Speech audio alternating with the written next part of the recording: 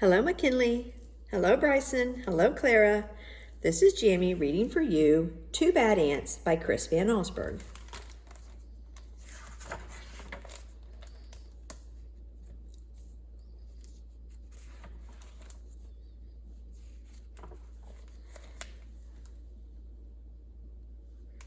The news traveled swiftly through the tunnels of the ant world.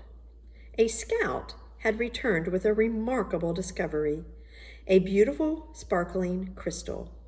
When the scout presented the crystal to the ant queen, she took a small bite, then quickly ate the entire thing. She deemed it the most delicious food she had ever tasted. Nothing could make her happier than to have more, much more. The ants understood.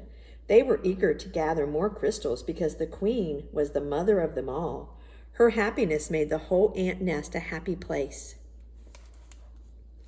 It was late in the day when they departed. Long shadows stretched over the entrance to the ant kingdom. One by one the insects climbed out, following the scout, who had made it clear. There were many crystals where the first one had been found, but the journey was long and dangerous. They marched into the woods that surrounded their underground home. Dusk turned to twilight, twilight to night. The path they followed twisted and turned, every bend leading them deeper into the dark forest. More than once the line of ants stopped and anxiously listened for the sounds of hungry spiders. But all they heard was the call of crickets echoing through the woods like distant thunder. Dew formed on the leaves above. Without warning, huge cold drops fell on the marching ants. A firefly passed overhead that, for an instant, lit up the woods with a blinding flash of blue-green light.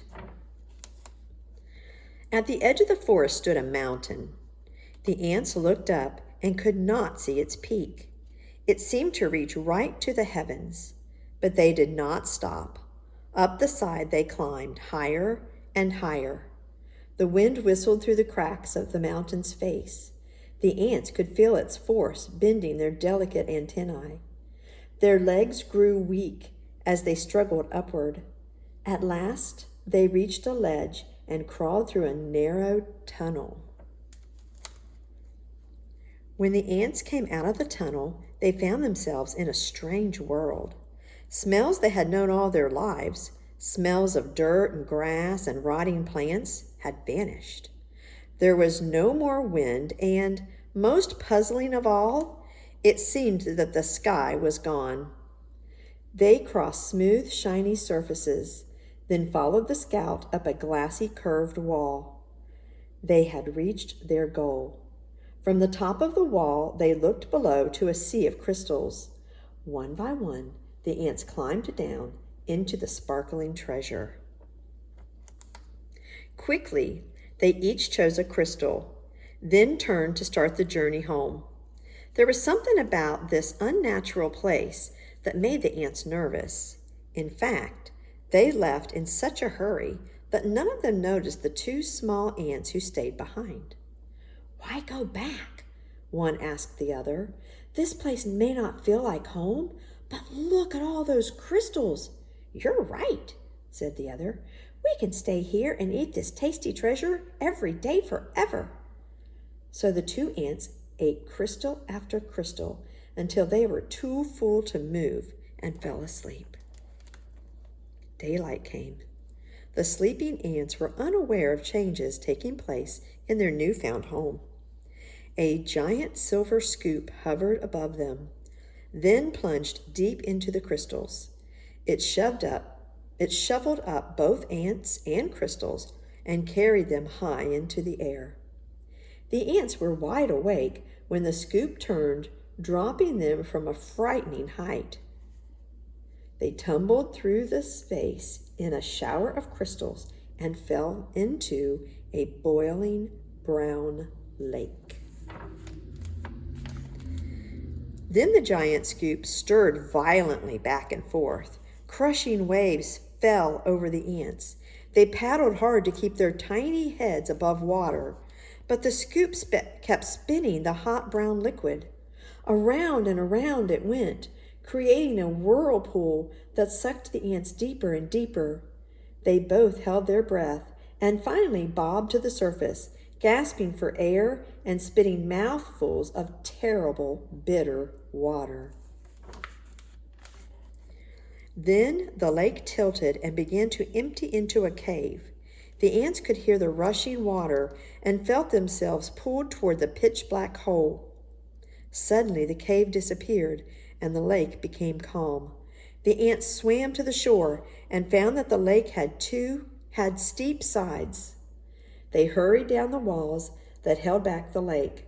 The frightened insects looked for a place to hide, worried that the giant scoop might scoop them again. Close by, they found a huge round disc with holes that could neatly hide them. But as soon as they had climbed inside, their hiding place was lifted, tilted, and lowered into a dark space. When the ants climbed out of the holes, they were surrounded by a strange red glow. It seemed to them that every second the temperature was rising.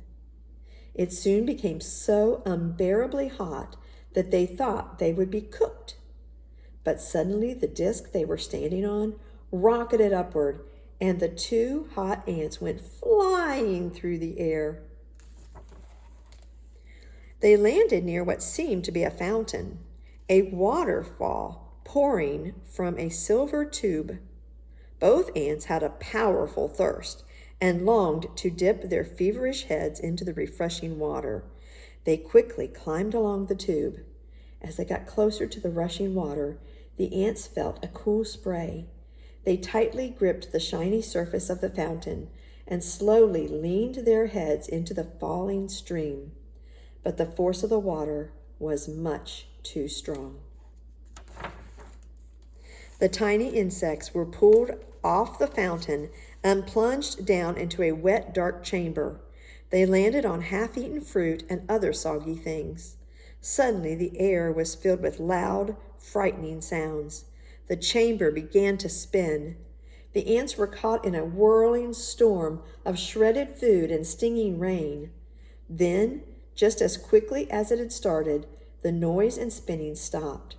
Bruised and dizzy, the ants climbed out of the chamber.